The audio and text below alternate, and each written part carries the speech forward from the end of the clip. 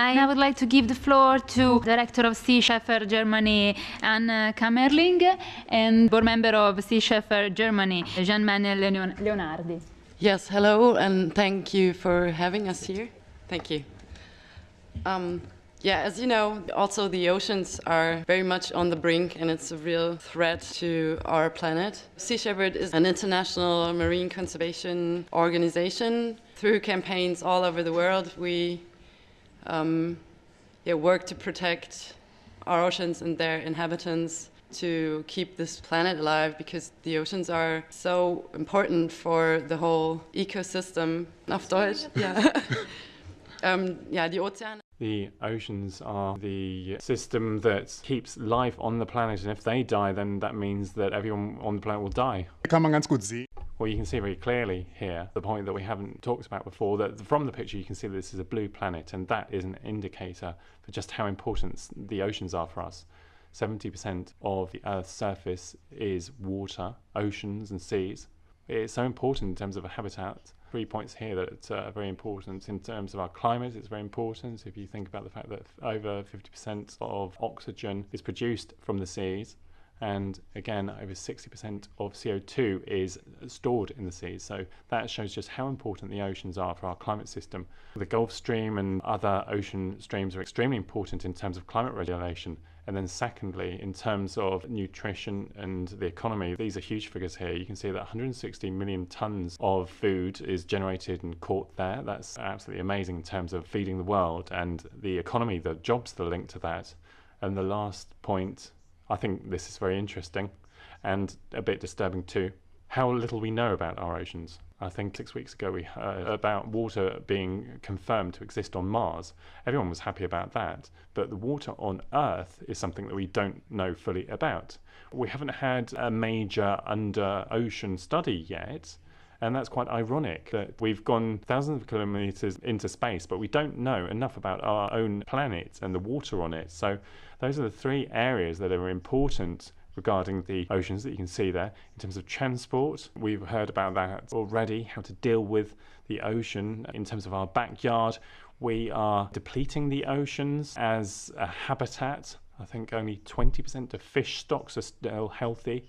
The rest are terribly overfished, and we treat the ocean as a rubbish tip, really. If you think about millions of years and continents forming and the destruction that we've seen in a couple of centuries, because you can see in the North Pacific there's a continent pretty much made of rubbish, and that's extremely disturbing. Sea Shepherd itself deals with the oceans and seas, and we have campaigns.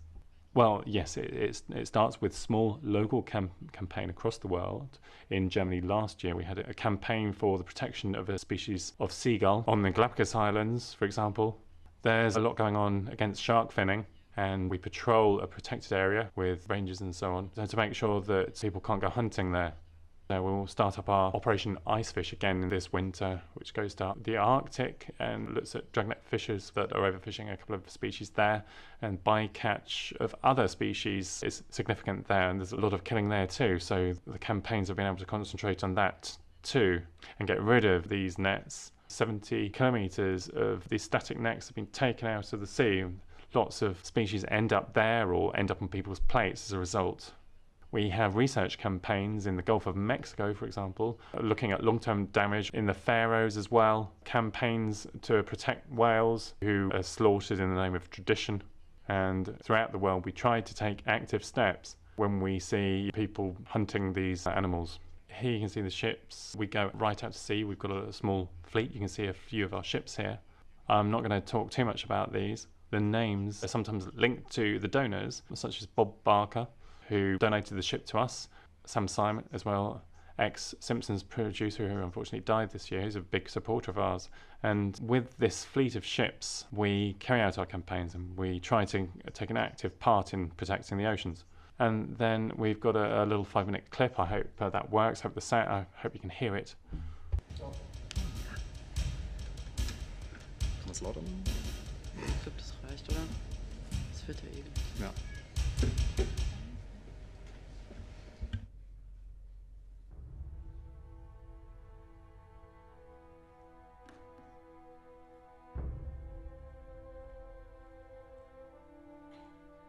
In 2002, when we first went down to intervene against the illegal operations of the Japanese whaling fleet, nobody in the world even knew what they were doing. Even the people of Japan had no idea what was going on down there.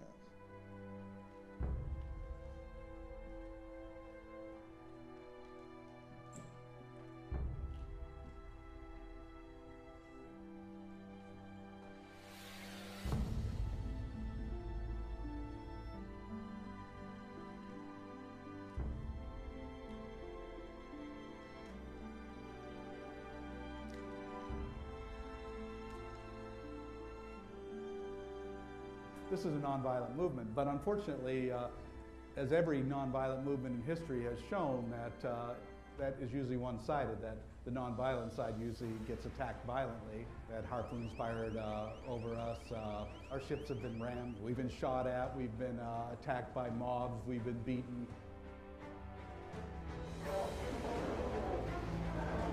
Steve Irwin, Bob Barker, we're taking water on the end of it.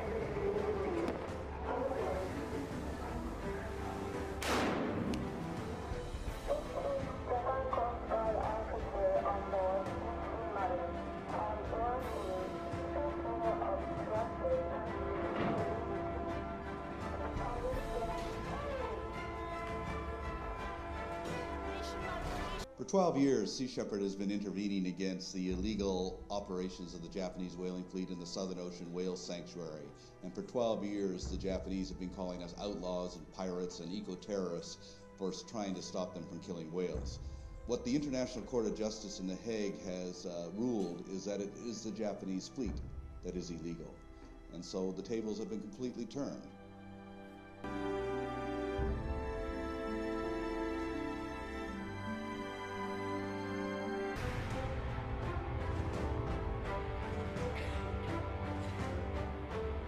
I don't think that the Japanese whaling industry or the Japanese government's ever understood how Sea Shepherd is structured.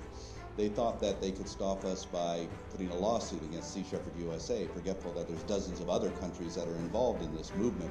They also thought that they could stop Sea Shepherd by removing me and therefore putting me on the Interpol red list and preventing me from traveling. They thought that that would end it. Ultimately, all their efforts against us in the courts will fail because they simply cannot stop a movement.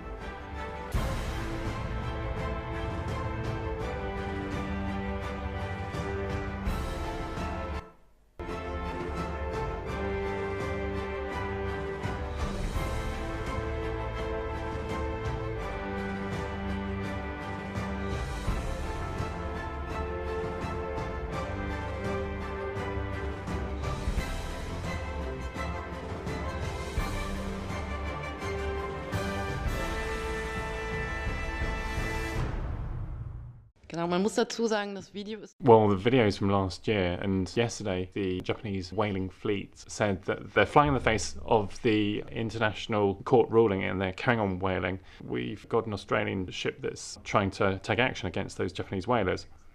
I think what the video's shown us is how much we take action. And as previous speakers have said, we need to take action now. It's not enough to move in 15 years or 10 years or whatever. We need to think about now. So that's why we're doing things now. And this is a call to everybody to say that we need to deal with these issues now. Otherwise, the survival of the planet, our survival, is threatened. And finally, I'd like to show you, just briefly, as we've already heard, the Operation Icefish is underway at the moment in the Antarctic, and this is to do with a couple of fish species there that are local to that place that haven't been researched that much, which is a real shame because populations are reaching zero and there's a little bit illegal fishery there, and we're trying to save these from extinction. And we've got pictures of the nets here, over 70 kilometres long last year, and the ship that you can see at the bottom, it's not ours. We followed it for 110 days. The species black cod and sea bass, and the captain decided to abandon ship, and it was sunk on purpose to get rid of any kind of evidence because Interpol were then after it with an arrest warrant. So that's it from me. Thank you very much for inviting us here today, Stefan.